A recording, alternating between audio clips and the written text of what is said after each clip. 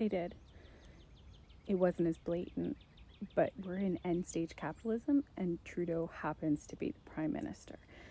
The reason we're seeing what we're seeing is decades and decades of amalgamations of large corporations. In order to have true, fair market, we need proper competition. That keeps prices in line with demand, and it keeps things fair because people have a choice. If you price too high, you'll lose your customers, they'll go somewhere else.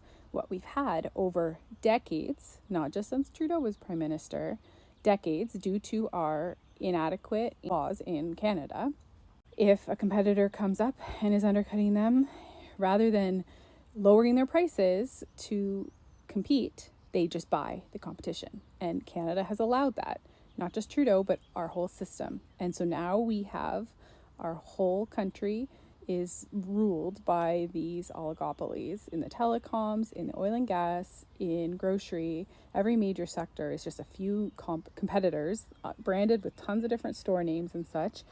And we're at that end stage where it's really hard to extract profit. So they have to do kind of nefarious things in order to do that. Drastically cutting people, putting in, the self-checkouts to reduce those labor costs. Shrinkflation we're seeing, and just flat out price gouging. So all of these things are happening by the corporations, and they love that you think it's Justin Trudeau's fault, because then they can get away with it.